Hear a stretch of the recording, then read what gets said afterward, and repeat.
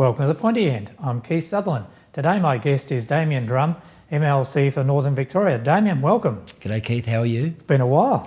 It's been too long. It certainly has. It was great to be able to meet up with you last week at the Leaders Forum and to be able to accept the invitation. Lots of great things going on. That's firstly what I want to talk about, because last time we discussed you're a government minister, you're doing wonderful things.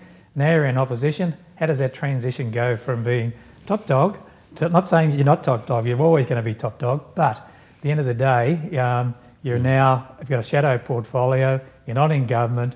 It must be a tough grind, because opposition, as they say, is probably the hardest position to be in, and government gets on with governing and you can only criticise or come up with some constructive criticism if there is to be some. Well, there were 6 people working in my office, in my ministerial office, and we wake up the next day and they lose their job. So there's a bit of a sobering thought there, that the people that you've been working really closely with for the previous year actually lose their job. I lose my ministry, but I still have a job. So you need to temper your disappointment with a grain of, you need to temper it a little bit. There is nothing good about going from government to opposition. There is nothing good about that. You, especially having spent 8 years in opposition, in the lead up to having 4 years in government. So spending the first 3 years as a parliamentary secretary for regional development, that was a great way to really see how government works. And then to spend the last just under 12 months working as a Minister for Sport and Veterans Affairs. That was also amazing. And you get the opportunity to really make a difference when you are a minister. You can, you have buy-in at the cabinet table, and you have the ability to come up with your own budget and your own resources, or certainly to impact on others that have those resources and those buckets of money. So it's an opportunity to do things a little bit differently, which we did, and it's hugely disappointing when you find that you're back in opposition. However, once it's done, it's not going to be reversed, so you suck it up and you get on with it. Okay. That leads me into last week. The Andrews government brought in their first budget. Your comments on the budget firstly, and there's a couple of items in that I'd like to discuss with you. Sure. So it's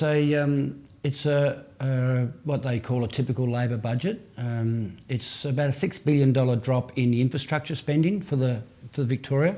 So we had a $27 billion plan, which was to do with EastWest Link and both stages, both the EastWest Link eastern section and the western section, which included the second crossing of the Melbourne River. The train out to the airport was an important part of our infrastructure plan. Widen the Tullamarine freeway, the Met new train stations in around Metro, in around the city of Melbourne. So it was a big and a huge and a very ambitious plan. So for the Andrews government to come in $6 billion shy of that is a bit disappointing, but it does give them financial opportunity to, obviously they're going to borrow less. However, you would think that they were going to borrow less, but in fact they're going to borrow more, because they don't seem to be able to rein in their spending. So it's an interesting mix. They see spending going up by from 2.5%, increasing at a rate of 3%. Mightn't sound like a lot, but that's a huge, in percentages of increase. That's about nearly a 20% increase in how much spending is going to increase. The totality of the budget, it's probably a lot. So so effectively saying that they're going to increase government spending by 3% is a very dangerous step for anybody to take. However, they will be judged in the future as to how they're able to keep spending under control, how they're able to maintain their budget surpluses, and if they can in fact do what we were doing and gradually reduce the state's debt, which we were taking from about a $55 billion trajectory. We've taken that down to about $22 billion in the 4 years that we were in government. So it's good for Victorians to know that as a state, we're not going down the path of New South Wales or Queensland, where just state debt was going to become a real noose around their necks. There's probably several things that I'd like to discuss on what you've mentioned there. First one is lack of infrastructure, and that's not a good thing. But some of those projects, you said the rail out to the airport, well and truly needed, but that was on the never. That was many years down the track. The East-West, I'd like to discuss that with you. But the other point about it was that there was different priorities from the Andrews government to the Napthine government.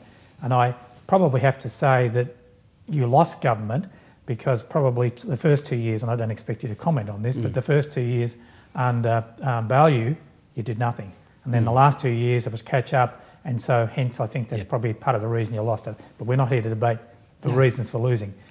The East-West one is probably the big thing. In light of what's been discussed, okay, and there's all this money that has to be paid out, but I think it was a terrible thing that Napthine government did, part of which you were a member of, signed that contract. Now, the interesting thing is that Daniel Andrews is now talking to Transurban Consortium about building a similar road, not the same, but a similar road. What's your comments on that? Because East-West, lots of arguments whether it's right, wrong or whatever, but at a similar road, it just seems to be, I don't know, where we go with that one. Yeah. So my take, and I agree with much of what you've said there, Keith. My take is that we made a decision to build East-West, the Eastern Link. We made that decision about 18 months to 2 years before the election. But there's an awful amount of work that has to take place. So we started all of the work. We started the drilling to do all the core sampling. We started with the planning, the infrastructure, the design. We started with all of the costings. We started with the work. Now, there's 18 months leading on from that. It came time to keep that work going and simply sign the contracts.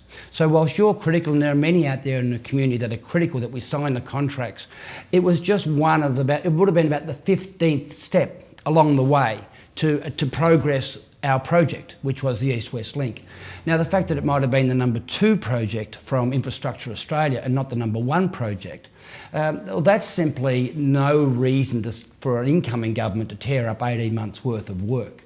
So the Andrews government would have you believe that we thought of it on Thursday and we signed the contracts on Friday and the election was on Saturday, just to be nasty.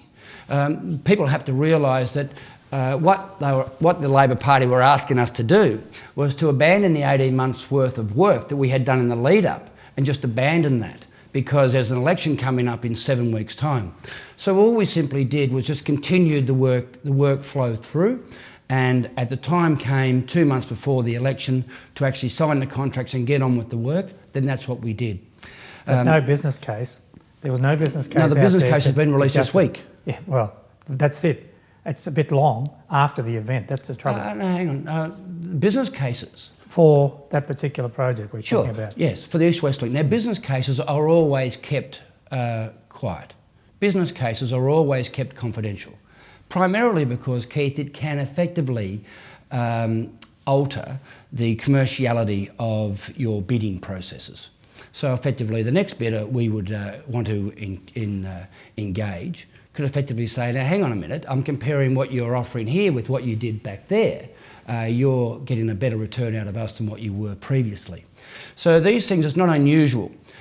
What is unusual is the incoming government saying on the Thursday or Wednesday before the election, if I'm lucky enough to be elected Premier of this state, I promise that I will release the business case next week. Not in a month's time, not in 6 months' time, but next week I will release the business case and I will release the side deal, the side letter that has been signed to give the consortium the comfort they need to enter into these negotiations. But that was the first for its kind in Victoria. It was only done because it was the first time ever an incoming opposition was saying they were going to disregard a government contract. That's never been done ever before. Has an incoming government said, if a contract is signed on any particular contract or any particular project, we're going to tear it up. Now that has never been said. In the history of Victoria, there has never been a government or an incoming opposition effectively saying, if we win the election, we're going to disregard contracts that have already been signed. So effectively, we had to give the consortium, we had to give them the comfort that they would normally receive under normal business of government. So we did that, and Daniel Andrews said it about 10 times on a Neil Mitchell interview. Irrespective of how we win, how much we win by, if we win, I'm going to tear up the contracts next week, and I'm going to release the business case and the side deal and the side letter. I'm going to release them next week. Not in the future, sometime in the future, but I will do that. And it will not cost Victorians a cent. So he made that pledge, and now after the election, he said, oh yes, but there's a side deal. There's a side letter. Now, Daniel Andrews knew there was a side letter because he mentioned it 3 days before the election, and it made no difference to him. So it was reckless. And Keith, the worst thing about all of this is that every now and again I find myself coming off the Eastern and hitting that standstill. I hit that gridlock every now and again as I'm on my way to another meeting, and I just shake my head and think, who have we got in charge of the state now that they would pay $640 million to leave this gridlock in place? The amount of money that it was going to cost the state to actually go ahead and relieve that congestion was going to be around $2 billion on the state's head. The rest was going to be done by the private sector and the federal government contribution. So to pay $640 for nothing, and every now and again I get stuck, and for many, Keith, many of your friends and many of my friends get stuck in that traffic every day, and they're just shaking their head going, oh, this makes no sense whatsoever. And then to hear them say 3 weeks later, after they've paid, or 2 weeks after paying compensation, that they're going to build the Western Link anyway. And when you look at the plans of the Western Link, you and I, as we travel from Bendigo, when we go past the Cheese Stick and we want to go to Altona, we cannot take this new crossing. If we are coming from Altona or coming from Geelong and we want to go north to Bendigo, we cannot take this new crossing. So what you're saying is that the new proposed road doesn't do all the things that the East West was going to do? Well, I don't even know what it does, because it seems... That was my question to you. How do we... soon after, okay, we scrubbed East West, that's gone. Now we've got a new one, which seems to be similar. But yeah, you don't really know at this point in time as the opposition, I guess. Well, I've seen the plans. I've seen the plans as drawn on the website, and it looks as though it just deposits people on a position that's somewhere north of the Pointy Bridge at Footscray Road. Okay. So it's a real mess, and my worry is, Keith, that if Labor Party go ahead and build this, it probably won't be a project that we can go in and fix up. All right, that's assuming you get back in a government.